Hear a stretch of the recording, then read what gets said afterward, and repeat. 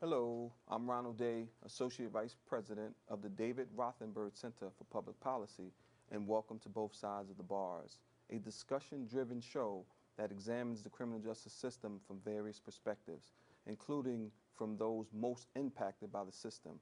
We discuss critical questions about how the system works, its intersection with social justice, and highlight the efforts that are being made to improve the lives of everyone that is affected by it. We ask you, the viewer, to spread the word about Both Sides of the Bars and share your comments with us on Twitter at The Fortune Society.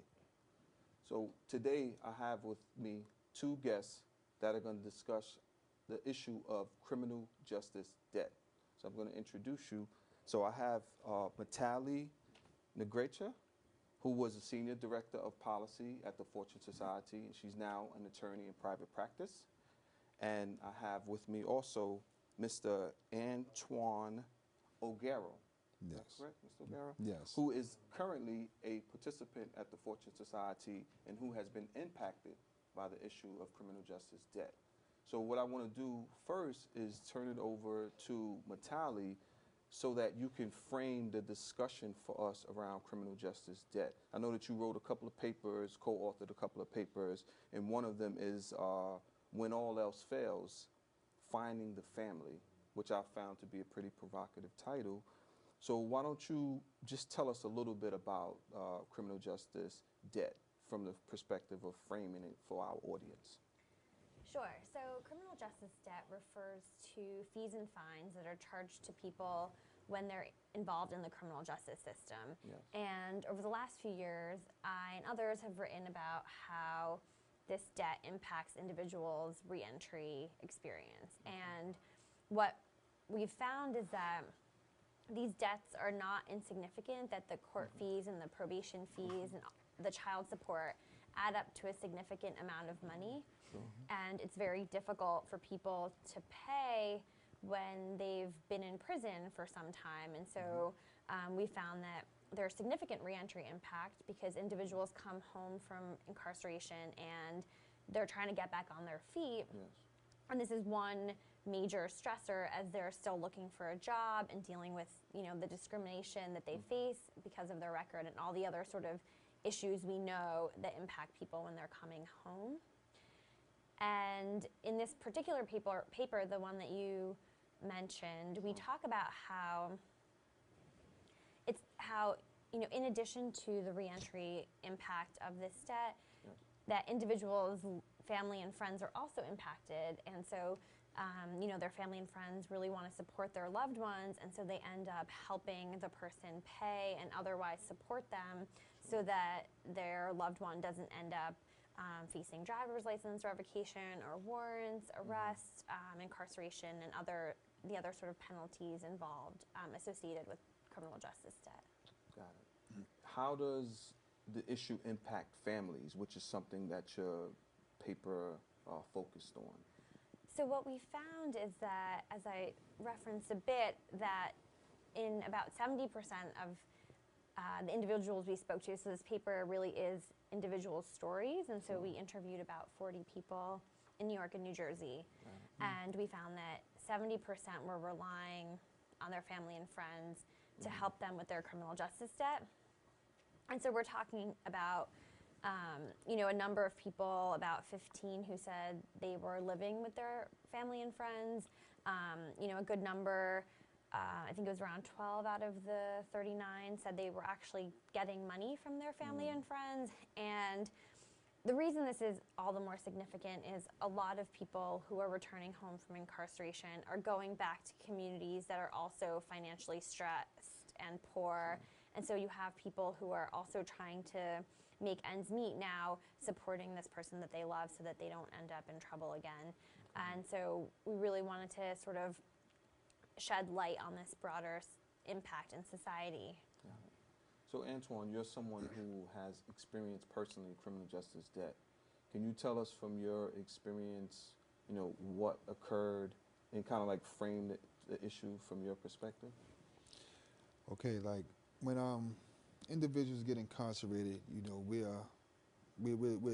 hit with fines, court fees, and things of that nature. So during the course of the incarceration, you know, if you're working, they'll take some money out, and if you're not working, they'll just deduct anything that's coming from the family. But some people don't work because they don't want no money taken out of their money. So you know, it's hard. So you're saying that some people decide not to work rather than to pay debt? Than pay the debt.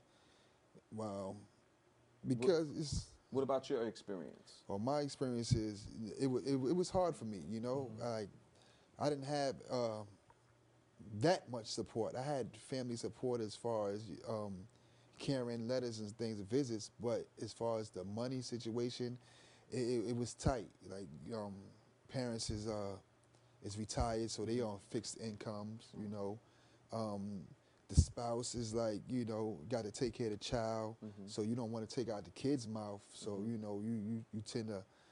Well, I tended to just sacrifice and not have anything, you know, and just let basically the prison take care of me, you know, and it was hard.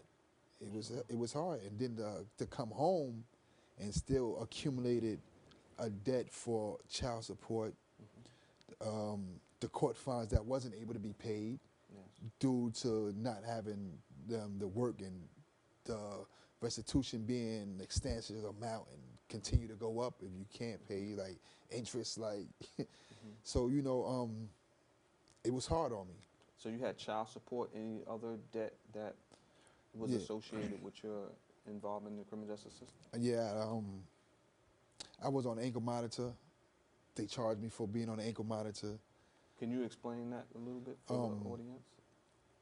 When you get in trouble, it's like a violation of my probation, my federal probation, and in order for me to stay out of the prison at some point, they put me on an ankle monitor to monitor my movements, put me in a program. So basically, they try to say that I can stay out of trouble if they can monitor me.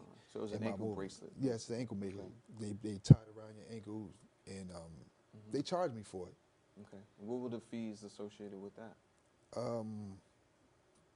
But they charged me like $4 a day, and I was on it for like 3 months. Okay. And I wasn't working, so that accumulated to like $400, $500. Then to the point where I can't pay it, so now they put it in judgment.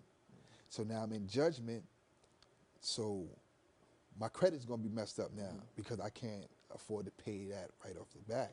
Sure. And you know, along with the child support that's in judgment because of the arrears, and that accumulates more because I'm not able to pay for it because I don't have no employment. Just came out of prison.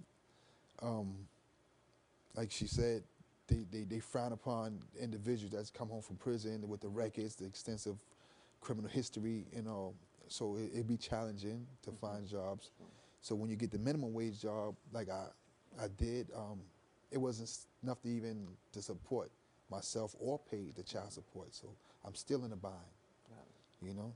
And so, Mitali, how does this work? I mean, I've read your report, and I see that a lot of people are ending up with a significant amount of debt. I'm talking about in the tens of thousands at times. How does the court determine that this amount is what should be paid, and do they look at whether or not a person, as Antoine is saying, can pay the debt? How is that worked out? So it varies quite a bit from jurisdiction to jurisdiction, and depending on the fee and the fine you're talking about. But overall, there are a few reasons that the amounts are so high and really too high for an individual to pay when they're coming home. And so the first issue with child support especially is that the amounts are quite significant. They continue to accrue you know, on a regular basis, and they were usually set when someone was working, or they were set in default, and so the amounts are not tied to someone's actual current ability to pay. And under the law, in some states, including it used to be in New York, and there are some changes there, but overall, under the law, your child support can continue to accrue while you're in prison, and won't necessarily be reduced to take into account that you can't work or that you're working for prison wages, which are, you know, a few cents an hour versus wages on the outside. And so, you know, you're in prison, you're paying that same amount that you, or you're rather accumulating that same amount of debt you were accumulating outside, but you're not working. And so that is something that can definitely add up very quickly. And now on the other fees too, there's no, in a lot of places, there's no real requirement that they be tied to someone's ability to pay. And so, for example, the ankle monitoring payment of, I think you said $4 a day, would generally, it's not that, you know, it's not that some court looked at your financials and said, this is what you can afford. You know, that's just sort of the blanket charge that's charged to everyone, and they're not taking into account whether, you know, one person's working or not working, or able to pay or not able to pay. And they're also not taking into account what other fees this person's paying. So you might owe, you know, some amount to probation, some to child support, some to the court, and no one's really talking to each other to really figure out, you know, what can this person reasonably pay. Got it. I mean, what about the notion, though, that individuals involved in the criminal justice system, they committed crimes, and that a way for them to make amends is to pay back debt that is owed. Sometimes if it's child support, then it might be to the mother, or it might be to the courts. So, you know, what is the position that you have on that particular issue, Mitali? I think there are a lot of ways to respond. A few things come to mind. I think one is that the fees and fines we're talking about are not, they're not the fines that are sort of substitute as your penalty, or the, you know, the equivalent of incarceration. Theoretically, right? So we're not saying, you know, you did X and the court found you guilty and your penalty is this financial penalty. We're talking about amounts that are sort of separate from that.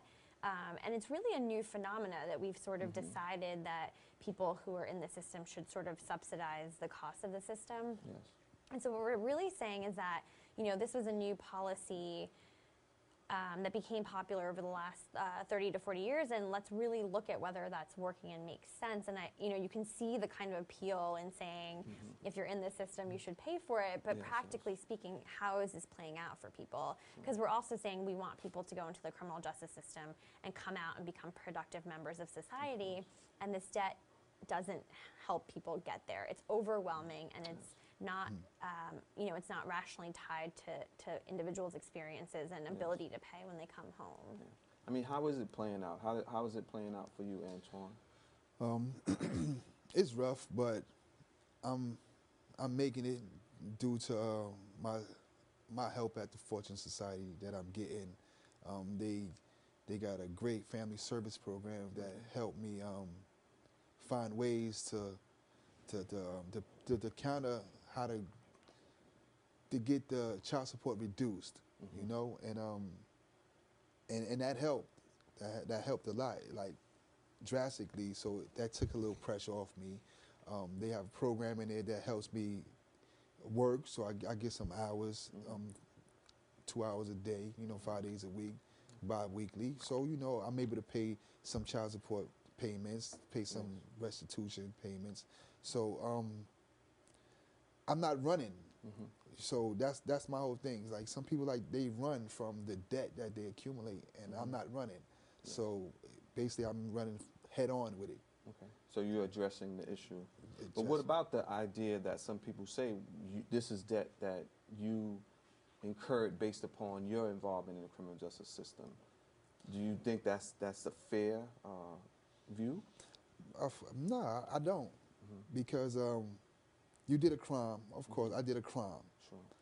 My penalty for my crime was to do time in prison. They incarcerated me. They locked me away from my family.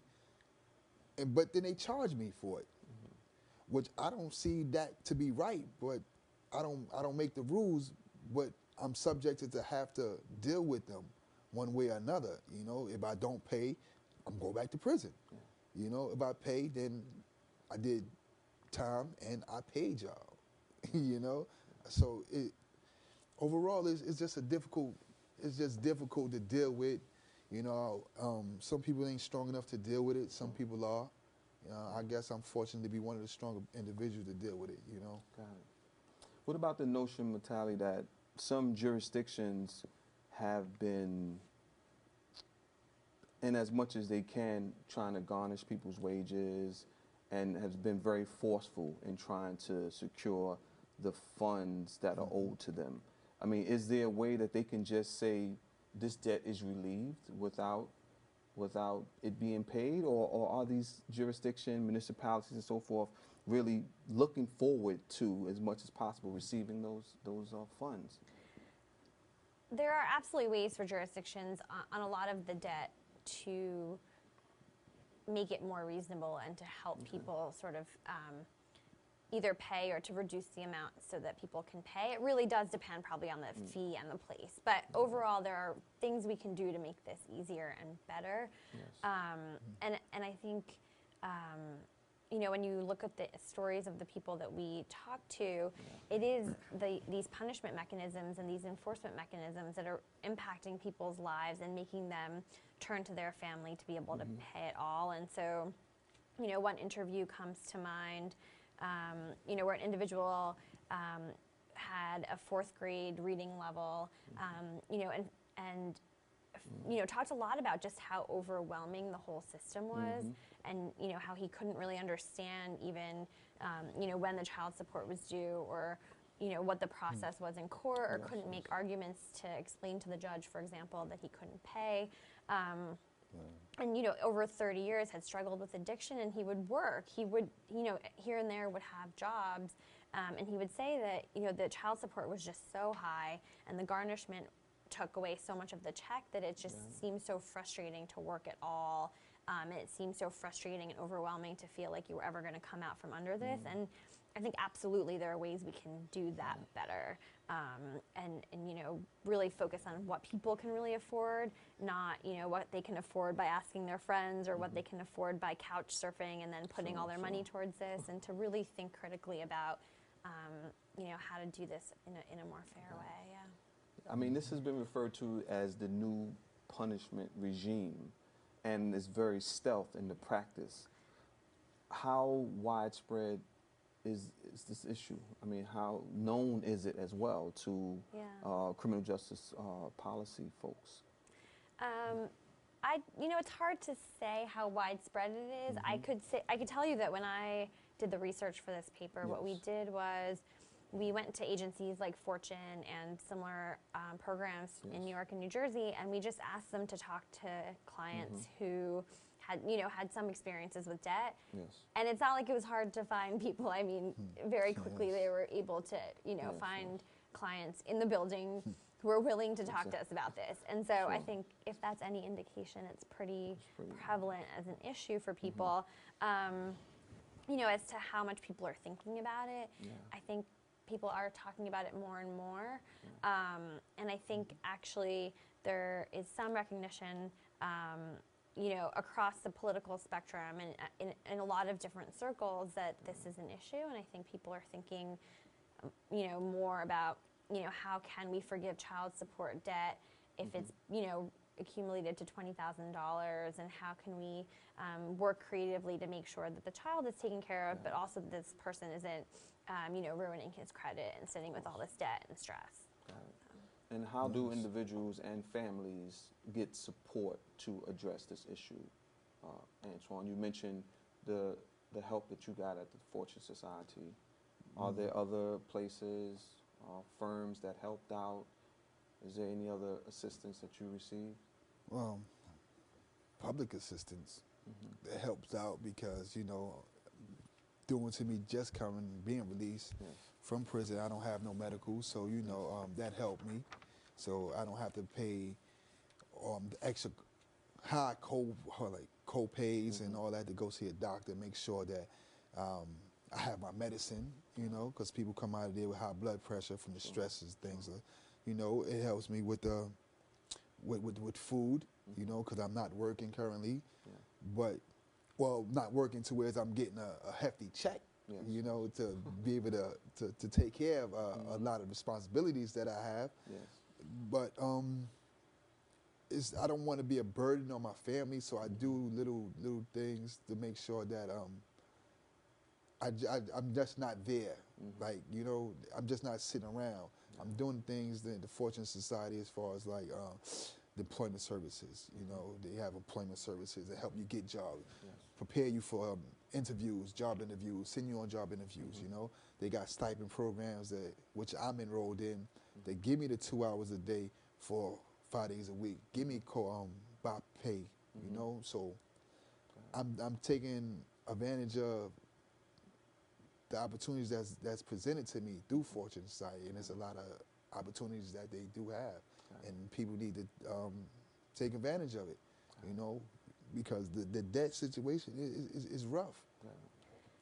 And you know what that makes me think of too is, you know, I think when, you know, if you're in the legislature and a new fee is passed, it's really easy to say that, you know, an individual should take responsibility and they did this crime. But when you look at the reality, the stories are much more like yours. And I think what it demonstrates to me is that, you know, you are trying, that you're working and working the job you're able to get right now, and that you're paying what you can towards your debt, and that, you know, you're also trying to engage in services to, you know, better your skills, so you'll have you know, you're doing all the right things, and so someone like you shouldn't be stressed about this, right? And so I think that's the policy recommendation, or that's kind of the ideal place we want to be in, so that you know, that isn't a source of stress. And I think, you know, the other thing that we looked at too is a lot of the research shows that that you want strong family relationships for people who are coming home from prison, and you don't want this debt to be a stressor. And I think a lot of people also say what you said, which is, you know, you don't want to rely on your friends, you want, and your family, you want to do this on your own, and you, and I think you don't want it to be a stressor in those relationships. And so, you know, again, I think ideally, you know, if the debt wasn't so high, we'd have better reentry outcomes. And does the research show that, like, the individuals that you spoke to for the studies, are they willing to pay the debt? Because, you know, there's also pretty prevalent ideas that some people are just like trying to avoid as much as possible paying debt, possibly trying not to hold down jobs, and some going into the underground economy because of debt associated. You know, my sense was that the vast majority, if not all, of the people we spoke to wanted to do right, and they were trying to do right, and they were, you know, paying what they could, or, you know, or doing things that we don't calculate in our system. So, for example, we spoke to a lot of people who couldn't pay, and they were having a tough time getting a job, but they actually were the primary caregiver for their child when they came home because the child's mother was working. Or, you know, they would otherwise contribute to households in these informal ways that, you know, the child support system doesn't take into account. So I think, you know, the vast majority of people want to try. I also think it's reasonable to be overwhelmed and say, well, if you're going to take out 60% of my paycheck towards debt, well, what's left, and is this really worth it? And so... What about, as we get towards the end of the show, what about some policy recommendations? Because we do want people to know, you know, what you all recommend from the research that you were able to do. Sure. So I think our first policy recommendation in the paper is to put a moratorium on new fees and fines or increases in the amounts before we, you know, to not enact new ones until we really take a look at what is happening, how these debts are impacting people, and really think through this policy that has sort of kind of crept up on us over the last 30, 40 years. The second is, to the extent that we're going to have fees and fines, and there will be some, that they really be tied to someone's ability to pay, and that we be very thoughtful about what that means, and to not include what they can pay by relying on family and friends who are also trying to make ends meet. We don't think child support should accrue while someone's in prison and making, you know, very little money. We think all the agencies that are trying to collect should talk to each other, and so, you know, that there's kind of more coordination. And then again, to the extent that a jurisdiction is really compelled to have a new fee or fine, that they include a re-entry impact statement. And there's an example in Massachusetts, I believe, where they did just that. They had passed a jail fee, and then they sort of stepped back and looked at what they thought the reentry impact was, and they decided it was actually not a great idea. Yeah. And so I think if if jurisdictions thought through the reentry impact and whether they were doing it in a thought, enacting this fee in a thoughtful way, that we would also get more dialogue, and maybe we'd pause before we Yes. pile the debt on. So. What closing thoughts do you have, Antoine? I believe that it can be worked out if a person just take their time, focus on the bigger picture. It is work out there, no matter how minimum it is. Just take advantage of the opportunities that's afforded to you, and work it. Like, it's gonna be rough. It's gonna be rough at times, but it's going to be beneficial to you in the future. Me, my kids, my wife, my mom, all my siblings would be better off in the future. Exactly. I mean, this issue impacts individuals and families, as you said. So, as you noted, you want to take care of the debt. Yes. You're not trying to avoid it. So it's very encouraging to know that. And the people that you interviewed as well. So thank you both for being on the show. We really appreciate you taking the time out. Antoine, for you telling your story, and Mitali, for you coming and continue to do the research and keep us informed and let us know about new recommendations as well. All right? Yeah, Thank you. So thank you to our guests, Mitali, and to Antoine for joining us on both sides of the bars today. And thank you in TV Land for joining us as well. If you're interested in finding out more about the Fortune Society, please check us out on the web at fortunesociety.org or on Facebook by typing in the Fortune Society. This is Ronald Day as we critically look at both sides of the bars. Thank you. Thank you. Thank you, Antoine. Thank you. Thank you, Mitali.